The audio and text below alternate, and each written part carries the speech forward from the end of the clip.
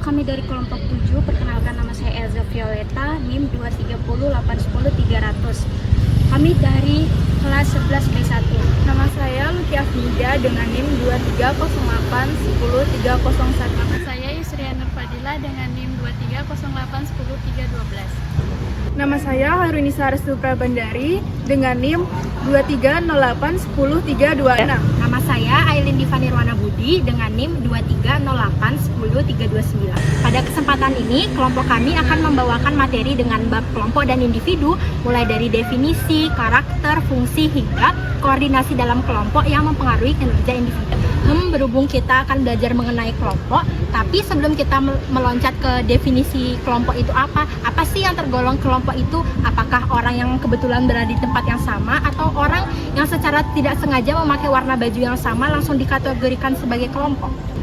Menurut pendapat dari psikolog sosial, definisi dari kelompok itu adalah sekumpulan orang yang didefinisikan atau dipersepsikan itu terikat satu sama lain dalam sebuah unit yang koheren pada derajat tertentu. Namun muncul lagi pertanyaan, terikat satu sama lain itu dalam hal yang bagaimana?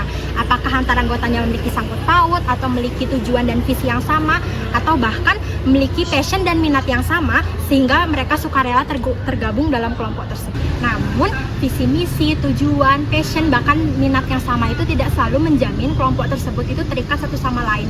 Diperlukan sebuah parameter, bentuknya itu bisa berupa pertanyaan untuk mengukur keterikatan itu satu sama lain. Misalnya kayak seberapa penting kelompok tersebut bagi anggota-anggotanya, atau seberapa sering anggota-anggota dalam kelompok tersebut itu berinteraksi. Adapun fungsi kelompok sendiri terbagi menjadi 4. Ada peran, status, norma, dan kohesivitas. Yang pertama, peran didefinisikan sebagai suatu set perilaku yang diharapkan dilakukan oleh individu dalam suatu kelompok. Peran memainkan andil yang penting untuk menciptakan kelompok yang koheren. Karena walaupun peran yang dimainkan berbeda-beda, tetapi fokusnya untuk mencapai tujuan bersama. Sangat didorong oleh suatu kelompok karena dapat terlihat tekad yang bentuknya bervariasi. Namun, tujuannya tetaplah sama yang ingin dicapai. Yang kedua adalah status. Status dapat didefinisikan sebagai posisi, tingkatan, atau bahkan hierarki individu dalam kelompok tersebut. Faktanya nih, psikolog evolusioner berpendapat bahwa status sebagai hal yang penting. Memang benar bisa kita lihat dan rasakan di kehidupan sehari-hari. Seseorang dalam mengemban perannya seringkali menginternalisasikan peran tersebut ke dalam konsep self mereka. Bisa dibilang, peran tersebut mempengaruhi personality dan value dari individu. Apakah dia dapat diandalkan dengan kapabilitas yang dia miliki dari lain sebagainya? Karena semakin tinggi status seseorang, banyak sekali dampak yang ia rasakan. Mulai dari lebih dihormati atau respect, lebih mudah pula menuju akses-akses yang berkaitan dengan bertahan hidup, contohnya makanan.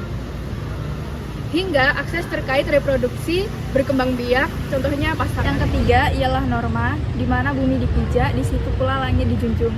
Kita senantiasa menghargai dan menaati peraturan di mana kita sedang berada. Hal itu berlaku pula di dalam suatu kelompok karena pada dasarnya aturan dibuat untuk memberitahu mana yang seharusnya dan tidak seharusnya dilakukan sebagai anggota dalam kelompok tersebut. Yang keempat ialah kohesivitas. Kohesivitas akar katanya adalah kohesif, yang menurut KBBI berarti melekat satu dengan lainnya. Bisa dikatakan juga bahwa kohesivitas memiliki arti rasa memiliki kelompok yang ada pada anggota.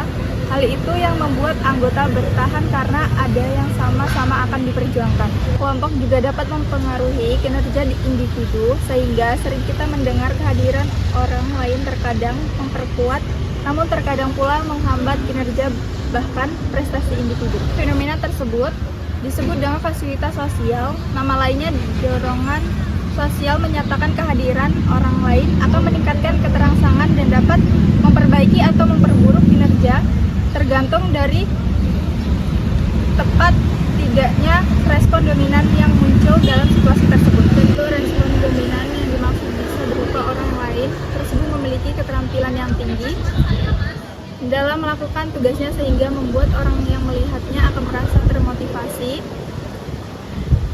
tertantang untuk melakukan hal yang sama. Tentu akan berbeda apabila orang lain tersebut tidak memiliki keterampilan yang tinggi dalam menjalankan tugasnya. Kemudian ada pula istilah social loofing. Apa itu social loofing? Apakah kalian sering merasakan apabila bekerja secara kelompok terdapat beberapa ketimpangan? Seperti hanya beberapa yang bekerja keras dan sisanya hanya malah bersantai-santai. Hal tersebut dapat terjadi karena seringkali lebih banyak ketidakpastian antara seberapa keras orang bekerja dengan hasil yang mereka terima, sehingga mereka terlibat dalam social loofing. Lagi pula, mengapa bekerja keras bila hal ini mungkin saja gagal memunculkan hasil yang diinginkan? 1. Mereka percaya bahwa bekerja keras akan menghasilkan kinerja yang lebih baik. 2. Mereka percaya dengan kinerja yang lebih baik, mereka akan dihargai. 3. Penghargaan yang diperoleh merupakan sesuatu yang diinginkan dan diharapkan. Terdapat pula kondisi yang melemahkan social loofing ini. Social loofing tidak akan terjadi, yang terjadi justru individu bekerja dengan sungguh-sungguh atas tugas yang diberikan kepadanya apabila terdapat dalam kondisi 1. Individu bekerja di dalam kelompok yang kecil daripada yang besar. Kedua, ketika mereka merasa tugas yang diembankan menarik bagi mereka sehingga tertantang untuk dikerjakan. Ketiga, ketika mereka bekerja dengan orang-orang yang mereka hargai. Berujung baik apabila dengan bekerja sama akan memudahkan dan meringankan beban setiap anggota kelompok dalam mencapai tujuan dan visi bersama. Sebaiknya berujung malapetaka apabila lewat kerjasama tersebut terdapat beberapa oknum yang mempersepsikan kepentingan mereka tidak sejalan dengan cita-cita bersama di kelompok, yang seringkali diakhirnya berujung pada konflik. Adapun faktor-faktor yang mempengaruhi kerjasama terdiri dari 3 bagian, yaitu timbal balik, orientasi pribadi menyangkut kerjasama, dan komunikasi. Timbal balik merupakan faktor yang paling pasti. Prinsip timbal balik ini begitu sangat dipertimbangkan karena manusia ketika melihat seseorang bekerja sama dengan dan mengesampingkan kepentingan pribadi, maka sebaiknya pula akan dilakukan sebagai bentuk menghargai tentunya.